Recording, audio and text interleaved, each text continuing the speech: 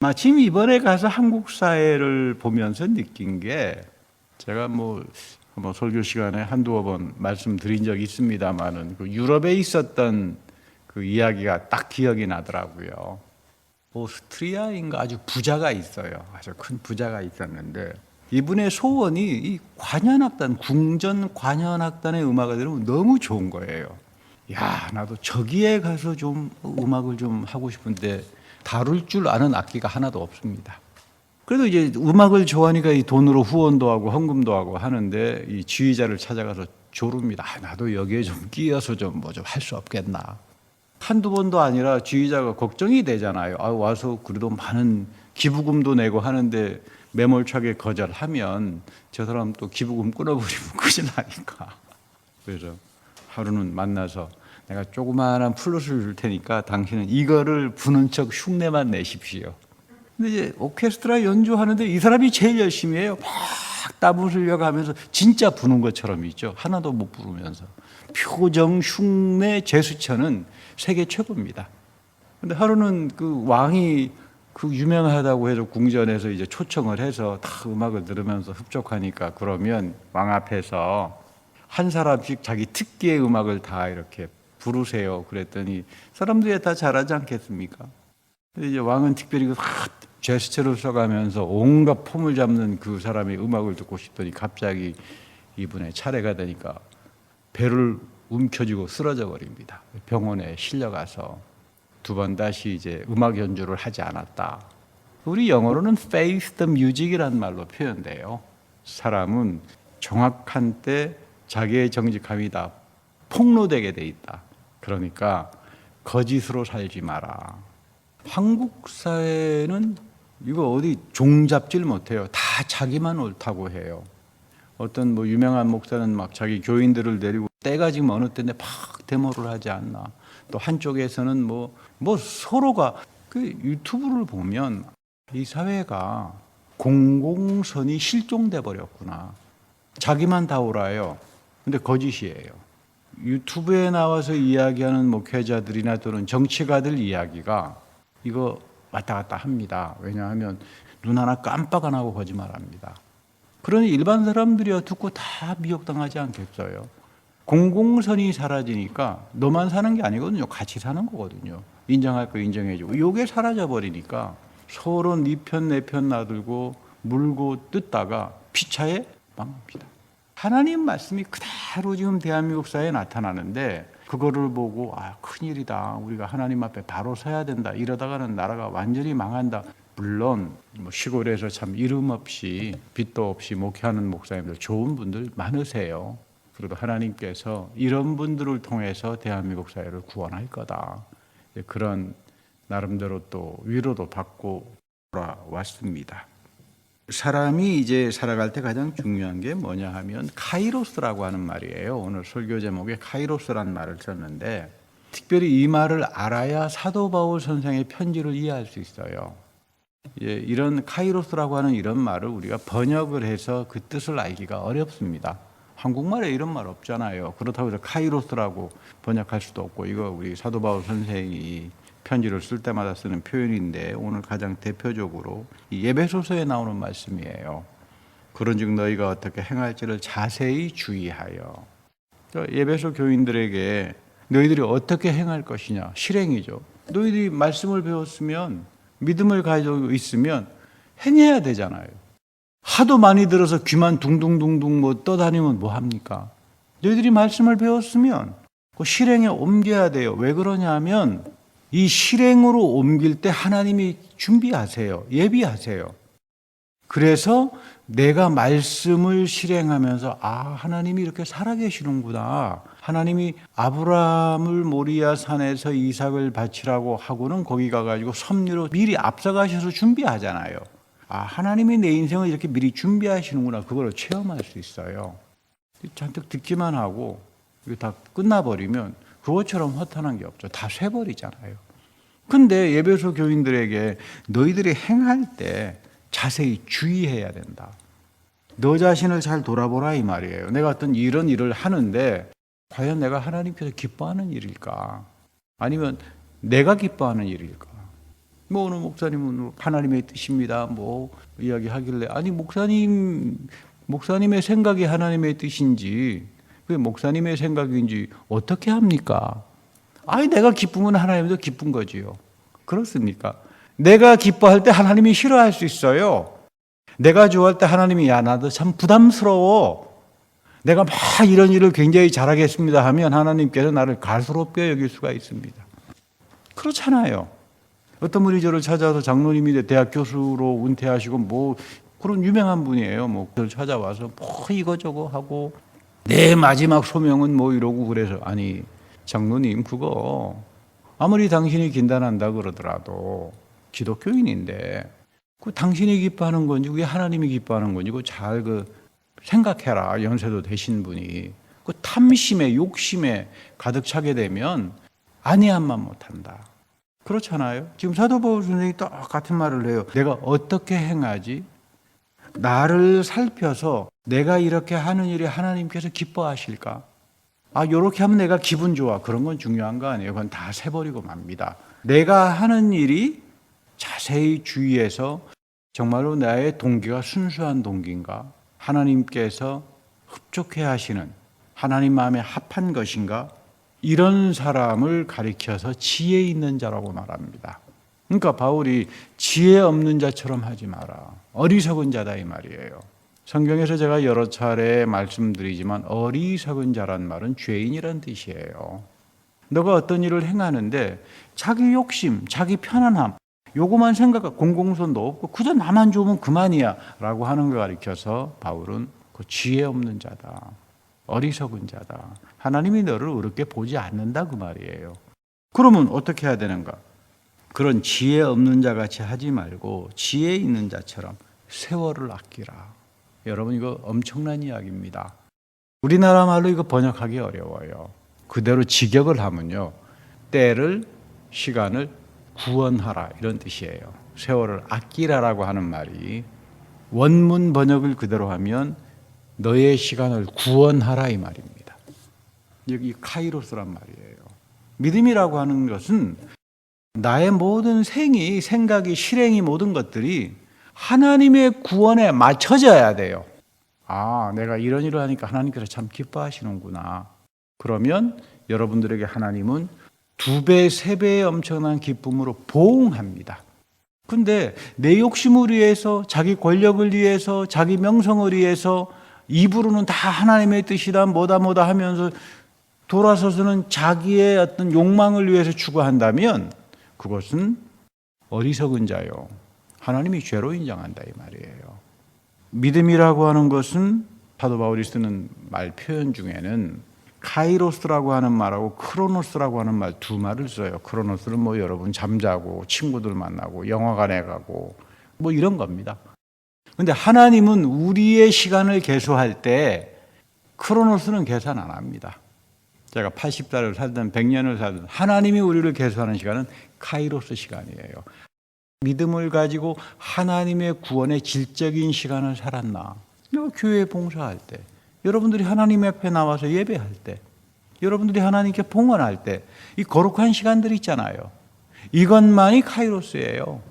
여기에 하나님이 여러분들을 응답하고, 그러니까 우리의 행동이 신중하게 디아코니아가 되어서 하나님에게 바쳐주는 거죠. 가장 대표적으로 그 예배 시간에 우리의 드리는 예배, 기도 이런 것들이 금대접에 담아서 향으로 바쳐진다 그러잖아요. 이게 시간을 구원하는 거예요. 자, 우리 사도 바울 선생은 담에석에서 부활의 그리스도를 만났죠. 근데 만나보니까 이 예수 그리스도는 영원히 살아계시고 오늘도 살아계시고 영원히 살아계시고 어제와 오늘이 동일하신 분이에요. 이거 카이로스입니다. 나는 이미 구원의 세계를 봐버렸다 이 말이에요. 구원의 때를 난 이미 경험했기 때문에 이제 나는 이 구원의 질적인 시간을 가지고 사는 겁니다. 예배소 교인들아, 너희들의 시간을 구원하라. 아무렇게나 살지 마라. 하나님께서 너희들의 구원의 시간이 들려질 때 너는 상속자로 살아갈 수 있는 거고 하나님의 신령한 축복 가운데 가는 거다. 믿음은 상속이라 그랬잖아요. 상속은 여러분 아버지가 유산을 써서 돌아가시면 상속이 되는 겁니다. 그죠? 부모님이 살아계실 때는 상속이 되는 게 아니잖아요. 우리는 상속이라고 하는 게 죽어서 하늘나라 가서 받는 게 절대 아니에요. 예수님께서 이미 십자가에서 돌아가셨잖아요. 그러니까 십자가의 죄 용서와 부활의 권능을 통해서 이제 우리는 상속자로서 여기서 구원을 누리는 거예요. 이 구원을 누리려면 가장 중요한 게 내가 살아가는 시간들을 카이로스에 맞춰서 살아야 돼요. 그때 하나님께서 보응하시고 하나님께서 복되게 하시고 그래서 우리들의 삶을 풍부하게 해주는 거죠. 우리가 구원이라고 하는 의미를 잘 알아야 합니다. 대한민국에 가니까 구원이란 말은 엄청나게 많이 하는데 그게 뭐지요? 구원이 뭐지요? 몰라요. 죽고 천당 가는 거 아닙니까? 성경에 어디 그런 말이 있죠? 아무리 찾아도 없길래 없네 못 찾겠다고. 여러분 구원을 알아야 돼요. 왜 내용물을 모르고 다 말들이 추상화가 되고 믿음 하는데 믿음이 뭐지요? 우리가 왜 예배를 드리죠? 성만찬이 뭐지요? 가톨릭 교회 제가 갔었다 그러잖아요. 바로 코앞에 다리 다치는 바람에 거기 바로 앞에 이제 갔는데 꽤 교인들이 많아요. 그 성당에. 경건의 모양은 좋아요. 과연 경건의 권능이 있나? 그리고 왜 성만찬을 저렇게 하지? 예수님께서 떡과 포도주를 다 나눠주지 않았나요? 성경에 예수님께서 포도주는 목회자들만 먹고 신부들만 먹고 떡만 나누어줘라. 그런 말이 있습니까? 성경에? 1960년대에 바티칸에서 이제는 신부 혼자 떡하고 교인들은 포도주도 안 주는 그거 안 하기로 그래도 많이 좋아졌더라고요. 설교도 열심히 하고 우리 신부님이 보니까 몸개구도 좀 하시고 그러나 여러분 예배는 말씀과 성례전 이것이 성경적인 거예요. 그리고 이 예배가 루터, 칼빈, 개신교의 시작의 오리지널입니다. 예배 때문에 종교개혁이 일어난 거예요. 예배를 우상화시키니까 그렇잖아요. 여러분들은 한국에 가셔서 그 예배 시간에 잘 교회를 선정해서 가급적이면 경건하게 예배드리는 교회. 우리 개신교회도 그런 교회가 있지 않겠어요? 하나님 앞에 신령과 진정으로 드리는 예배를 가서 예배를 드려야지. 여러분 영적으로 잘 이거 분별하고 살아야 됩니다. 한 번 한 번 드리는 그 예배가 카이로스예요. 이것이 하나님 앞에 들려져야 되고 응답이 돼야 되고 나에게 축복으로 와야지. 엉뚱한 데 가가지고는 막 우상숭배 예배나 드리고 있다가 자기 자신은 모르게 미혹당하고 쏟고 짝퉁복음을 쫓아가고 여러분 이래서는 안 되는 겁니다. 룻기 4장 8절에 보면 우리 룻기에 보면 여기 아주 중요한 말씀이 나오죠. 옛적 이스라엘 중에는 모든 것을 무르거나 교환하는 일을 확정하기 위해서 사람이 그의 신을 벗는다. 여러분 이 모세가 하나님 떨기나무 앞에서 신을 벗었죠. 이거 경건의 표현이에요. 모세가 하나님 앞에서 신을 벗었다. 너 신발을 벗어라. 하나님은 거룩한 분이야. 그래서 이스라엘 백성 전통에서는 신을 벗는다라고 하는 건 이건 하나님 앞에서 맹세하는 거예요. 이건 절대적인 거야. 이건 아무도 무르지 못해. 하나님이 약속하면 무르지 못하잖아요. 누가 그걸 가서 무릅니까? 그거 물으려고 했다가 난리 난 사람들이 고라들이죠.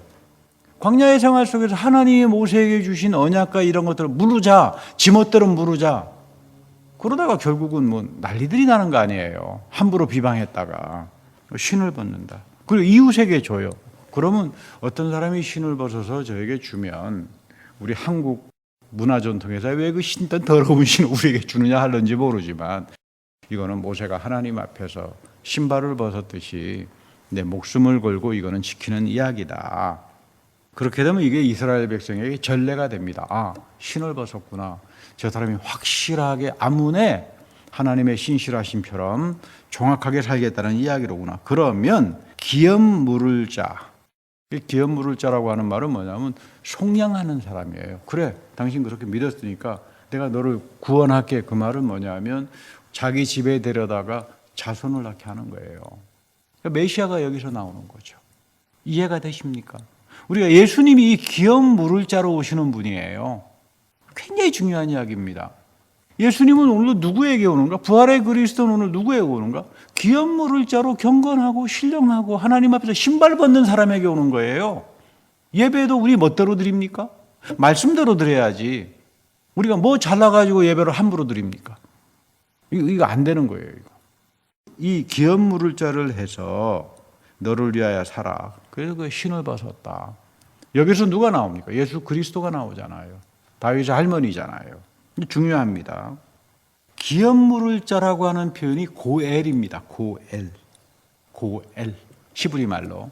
그래서 여러분 사도행전 1장에 보면 그 말씀 나오죠. 예수님께서 승천하시려고 하는데 주여 나라를 회복할 때가 이때입니까? 라고 물어봐요. 제자들이. 나라를 회복할 그 말이 고엘이에요. 구속하실 분이다. 이스라엘 백성을 속량하실 분이다. 메시아가 오시면 구원이 나타납니다. 여러분들이 하나님을 믿기 시작하고 예배를 드리기 시작하고 믿음이 나타나기 시작하고 성만찬을 받고 거룩한 삶을 살아가기 시작할 때 고엘, 하나님의 메시아 부활하신 그리스도가 여러분들의 삶에 같이 합니다. 나라를 회복할 때가 인제입니까? 고엘이에요. 이 그리스도는 메시아로서 말씀과 성령을 통해서 우리에게 오셔서 하나님 나라를 회복해서 우리에게 상속으로 주는 거예요. 여러분 이게 구원이에요. 이게 믿음이고요. 그래서 사도 바울이 구구절절 믿음의 상속자로 살아가라. 그렇게 많은 하나님의 신령한 축복이 있는데 왜 그거를 방기하고 세상에 미쳐가지고 세상적으로 우상숭배적으로 살아가느냐. 근데 부득이 이 길을 가려면 믿음은 좁은 길이에요. 십자가 앞에 가서 내가 영적으로 죽어야 돼요. 이게 한 번 죽습니까? 항상 내가 죽을 수밖에 없죠. 허물이 있으니까. 나를 그리스도의 은혜로 채워주십시오.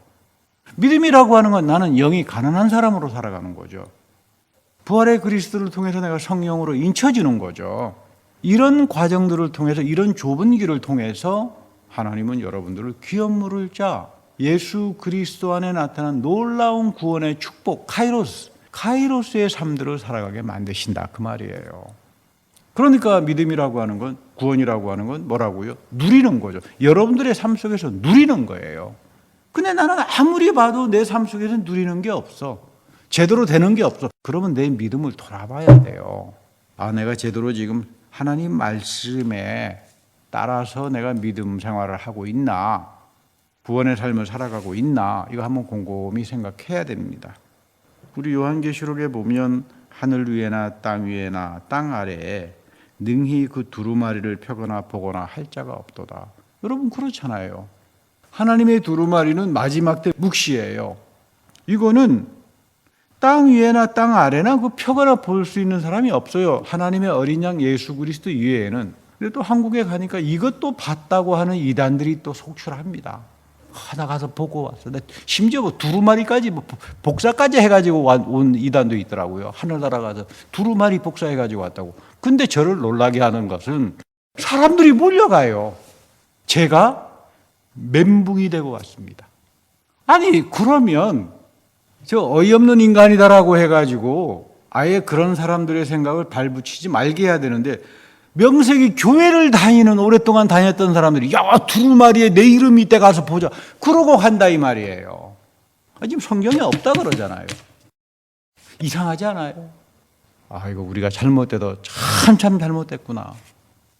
이거 여러분 목회자들 죄입니다. 목회자들 죄. 하나님 말씀 제대로 안 가리키니까 묵시를 안 가리키니까 예언을 안 가리키니까 그저 귀에 달달한 이야기, 그 위로나는 이야기 이런 거나 가리키니까 결국 마지막 때 다 미혹당하고 지혜 없는 자처럼 되고 맙니다. 그래서 제가 결심한 거 있습니다. 주님 제가 여기서 마지막까지 죄 회개 그 이야기만 하다가 끝나게 해 주십시오. 여러분들을 위해서 회개 죄를 이야기하는 거니까 여러분들 기분 나쁘게 생각하지 마십시오. 우리 갈라디아에서 보면 이런 말이 나옵니다. 이 갈라디아 교회는 사도 바울 선생이 가장 칭찬한 교회예요. 차별이 없는 교회야. 우리 같은 교회죠. 참 좋아요. 우리 교회 생각하면 차별이 없잖아요. 그래서 저는 차별이 없는 교회가 더 좋다. 그렇죠? 근데 그 당시는 유대인들은 교회를 들어오면 아무런 제재를 받지 않습니다. 이 클라우디우스 황제 때 아주 고약한 칙령을 발표해 가지고요. 유대인들은 대우했어요. 이 사람들이 돈 잘 벌고 장사 수단이 좋으니까 뭐 너희들은 초대교회에 들어와도 괜찮아. 그냥 너희 식으로 믿어. 기독교를 종교로 인정 안 하니까 그냥 저거는 기독교는 유대교의 분파니까 너 유대인으로서 회당에 가서 예배를 드리든가 아니면 뭐 로마의 교회 가서 고린도 교회 가서 예배를 드리는가 그건 너희들의 자유야. 그런데 이방인들 유대인이 아닌 사람들은 교회를 다니게 되면 그대로 율법을 지켜야 돼. 이런 고약한 게 어디 있어요. 그럼 그 어떻게 그 율법을 다 지켜요? 613개를 다 어떻게 지킵니까? 음식 규정을 어떻게 지킵니까? 할례를 어떻게 다시 받습니까? 그래서 거기에 사람들이 들어와서 제국의 칼렌더야. 이거 다 해와 절과 달기 다 지키고 살아야 돼. 그러니까 교회 가서 우상숭배를 하는 거예요. 이렇게 와서 홀리는 거, 미혹을 하는 거예요. 그래서 사도 바울이 엄중히 꾸짖는 겁니다. 너희들 왜 그리스도 안에서 차별 없는 복음을 받아들여서 형통한 삶을 사는데 웬 우상숭배자들이 들어와 가지고 달을 지켜라, 절기를 지켜라, 음식 규정을 지켜라. 이거 다 짝퉁복음들이다. 우상숭배로 가지 마라. 그럼 너희들은 짝퉁으로 갈 수밖에 없어. 우리 이 복음 잘 지키고 살아야 돼요. 하나님이 그리스도를 통해서 여러분들에게 복음을 주신 것은 새 언약은 큰 축복인데 이거 지킬 줄 알아야 돼요. 이거 지키지 못하면서 엉뚱한 짓 한다 이 말이에요. 그럼 뭐가 되겠어요? 너희들의 시간을 속량하라. 다른 말로 말하면 에베소 교인들아, 너희들에게 준 하나님의 은혜를 잘 지키고 살아가라. 구원의 시간들을 잘 지키고 살아가라. 로마 제국의 칼렌더가 만들어온 해나 절이나 이상한 것들 쫓아다니지 말고 우상숭배 예배를 드리지 말고 그리스도가 너희에게 주신 말씀과 성만찬과 그 안에 주시는 안식의 축복, 그 시간들을 잘 지키면서 살아가라. Redeem the Kairos, 하나님의 구원의 질적인 시간을 잘 속량하고 지키고 간수하고 살아가라. 여러분 그렇잖아요. 우리가 구원이라고 하는 소중함, 은혜라고 하는 소중함을 지키고 간수하면서 살아야지 에서처럼 내팽개쳐버리고 영적으로 그렇게 나태하고 게으르면 여러분 큰일 납니다. 이 마지막 시대 때는. 오늘 가장 중요한 게 요한계시록 5장 7절과 8절에 보면 하나님의 어린 양이 나옵니다. 보좌에 앉으신 분의 오른손에서, 오른손이라고 하는 표현은 우편 오른손은 하나님의 권능을 말해요. 하나님의 권능을 상징합니다. 오른손에서 두루마리를 취했다. 이거는 은혜지만 동시에 하나님의 권능, 심판을 같이 담고 있어요. 그죠?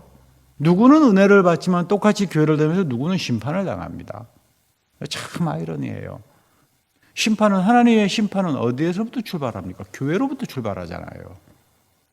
내가 신앙생활 1시간을 제대로 하더라도, 한 달을 하더라도 제대로 해야 되겠다. 이 정신 가지고 살아야 돼요. 막 세속주의에 우상숭배에 막 밀려들 가지고, 물론 우리가 목회자를 존중하지만 여러분들이 하나님 말씀을 잘 배워야 돼요. 그래야 제대로 된 삶의 축복을 가지고 살아갈 수 있지. 이 세상을 심판하는 두루마리를 취했을 때 이 어린 양 앞에 네 생물과 20자 장로들이 엎드립니다. 그렇죠. 한국에서 두루마리 복사해 가지고 왔던 사람들에게 그러면 이건 하나님의 어린 양만 뗄 수 있는데, 그럴 때 네 생물과 24 장로들이 하나님의 어린 양 앞에 절을 하는데 와서 너희들에게 그런 절을 했느냐? 이 거짓말들이죠. 말도 안 되는 거짓말들인데 다른 사람들이 아니라 교회를 오랫동안 다녔던 사람들이 추종한다 이 말이에요. 안타까워요. 참 안타깝습니다. 이 교회 다니는 사람들이 너무나 안타까워요. 이미 교회에서 심판이 이루어지고 있는 거죠. 홀리지 말아야 합니다. 근데 여기 지금 24장로의 모범을 쫓아 살았던 성도들의 반열도 있는 거죠. 근데 하나님 어린 양 앞에 심판하기 전에 마지막 때는 심판이 나타나는데 놀라운 축복이 같이 나타납니다. 예수님께서 하나님의 오른손에서 심판을 하기 전에 어떤 일이 벌어지나 하면 어린 양 앞에 또 천사들이 와서 바치는 게 있어요. 이게 여러분들이 드렸던 카이로스의 구원의 질적인 시간의 기도와 예배의 시간들을 향으로 가득한 금대접으로 가서 바친다. 성도들이 드리는 기도라 그러죠. 여러분 이거 참 소중하게 여겨야 합니다. 예배 속에서 드려지는 기도, 예배 이렇게 중요한 거로구나. 금대접으로 받으시는구나, 향으로. 여러분 나의 기도가 금대접에 담겨져서 향으로 바쳐질 때 나는 정말로 하늘의 신령한 상속자로 충만한 복을 가지고 살아가게 됩니다. 어떤 사람들이 이런 삶을 살 수 있을까? 너의 시간을 속량하는 사람들이에요. 앞으로는 너 멋대로 살지 마라. 이건 내가 하나님의 카이로스에 따라 살아가는 거다. 예배도, 봉사도, 하나님 말씀을 읽는 시간도, 기도하는 시간도 내가 하나님께서 기뻐하시는 카이로스, 구원의 충만한 축복을 맞추고 거기에 맞춰서 내가 행함을 가질 때 하나님께서 나에게 넘치는 은혜로 보응하신다. 이것이 여러분 구원이에요. 구원은 하나님의 카이로스를 살아가면서 신령한 축복을 상속하는 사람을 가리켜서 우리는 구원받은 사람이라고 이야기하는 거예요. 이런 구원의 축복이 여러분들께 하기를 기원합니다.